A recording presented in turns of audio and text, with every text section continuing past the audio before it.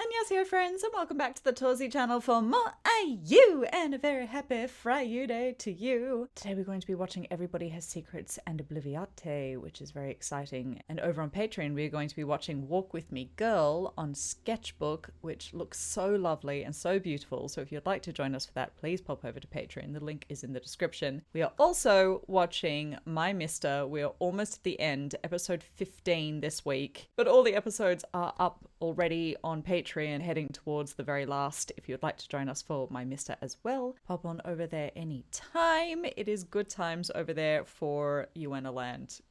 Pretty much always. Let's get into Everybody Has Secrets and Obliviate, and if you dig the video, please consider subscribing, mainly because I like making friends. Let's get into it. Gotcha.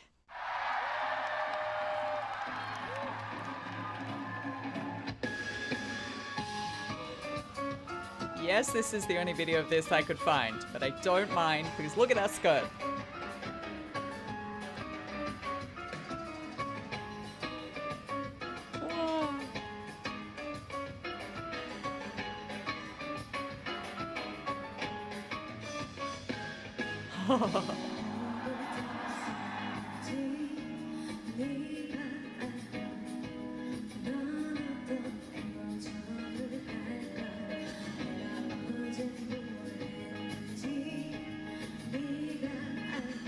Follow her, camera.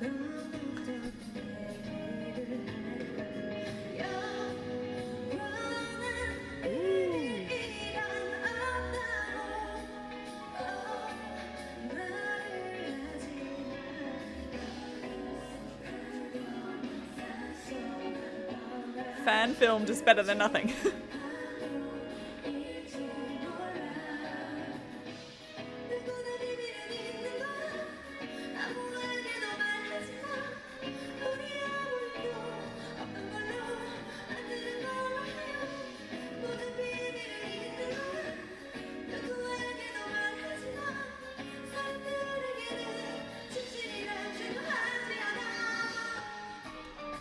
Woo!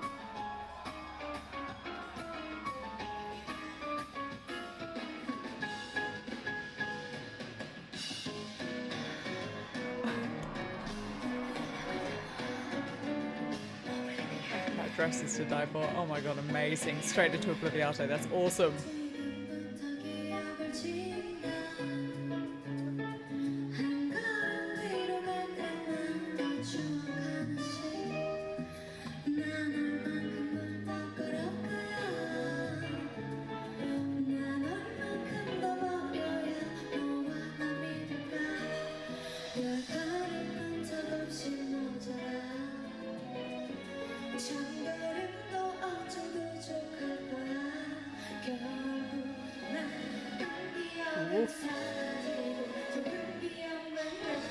Love her lighting designers.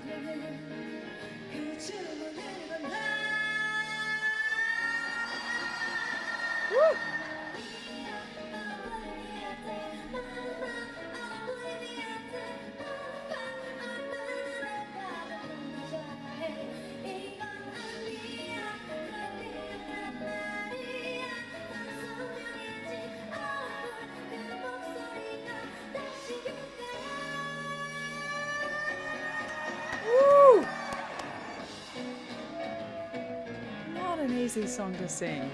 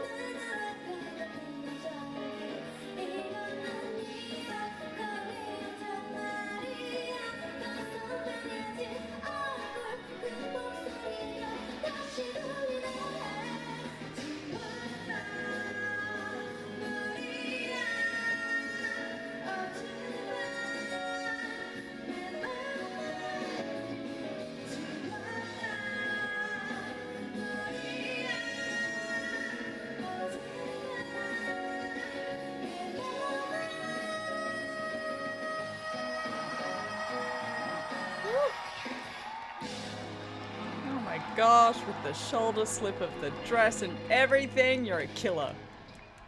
Ah, please forgive the fan recording, but it's all we could get, and I just had to see Everybody Has Secrets because I love that song so much.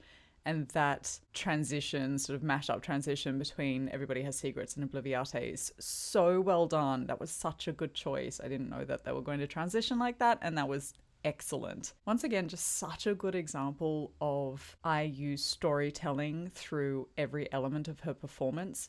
Obviously, she's giving us all the storytelling through what she's doing vocally, and the lyrics in the songs speak for themselves, but the costume transitions are excellent. The sweetness of the puffy skirt that was removed before songs that are about having another life that nobody knows about, and everybody's got that, and it's a bit on the down low, and that expression of underneath this first image that you see of me is a whole other image. She understands the cultural context of a little black dress as well. It's such a common item of clothing, nobody thinks about a little black dress, but a little black dress has a moment in the history of fashion. A little black dress is the epitome of sophisticated sexiness. A great little black dress, I mean, it doesn't even have to be spectacularly revealing in any way, but a great little black dress is always alluring.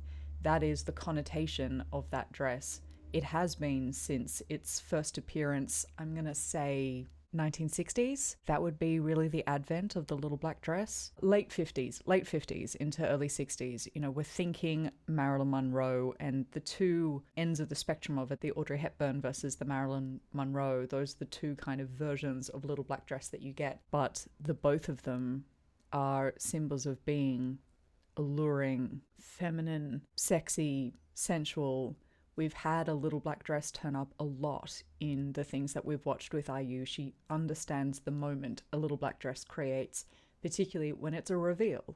We've had it out from underneath a doll-like coat when we've been going into something like Jam Jam, and now we've had it underneath that fairy tale-esque, ballerina-esque, all sorts of things that are associated with softness, sweetness, a purity, particularly tulle, which is such a soft, like fluffy material. It gives the impression of being angelic. There's a reason why tulle turns up on wedding dresses. It turns up on confirmation dresses when little girls are entering the Catholic Church. It has that connotation, and then removing that to have a flippy little dress that comes down on one shoulder. I mean, her hair's over it, but it is there. A little shoulder moment. That's a significant costume change, even though it was really simple. And that dress moves beautifully because she doesn't over dance with any of these. It's not big hectic choreography. It's super effective choreography where a little goes a long way. And I was saying that with Between the Lips over on Patreon the other week, where she did a stand and deliver performance of Between the Lips, and very little. She had a little sort of hip wiggle at one point.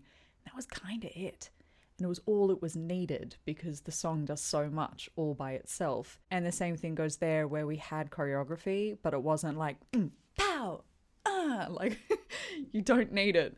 With those songs, she radiates the energy, but the movement that she does have is effective, and it is heightened by how that dress has actually quite a full skirt, so that when she moves, it swings around her. The sequins to draw the eye, to make it sparkle, to seem a little bit magic, especially because Obliviate is about a spell, and it gives that sense of magic. She uses her dances so effectively for the storytelling. The man dancing with her on the couch, really telling that story. It even starts before that. It starts with the removal of the skirt. It wasn't just a, chink, poof, costume change. It was part of the storytelling that he wrapped his arms around her and then removed it.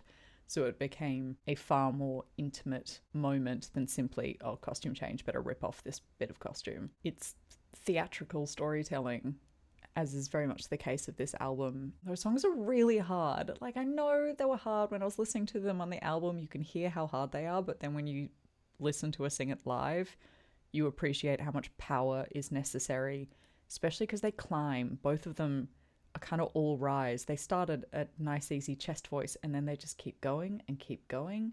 And then they go all the way up into her head voice, and it's belt, and she has to belt all the way up there. That's so hard.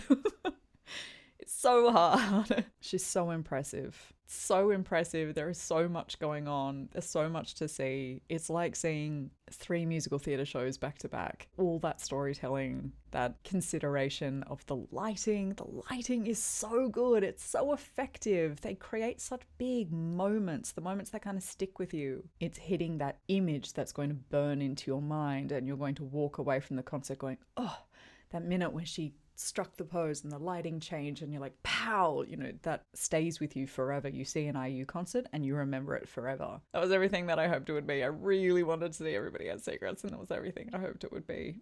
I loved it.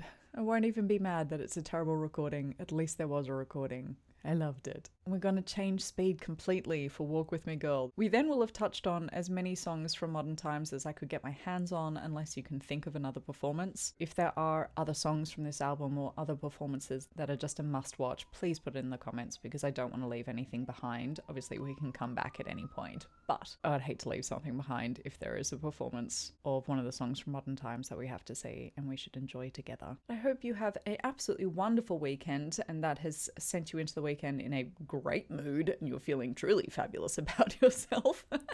Thank you so much for joining me for more IU. 감사합니다. 사랑해요. And I will see you soon for more. 안녕.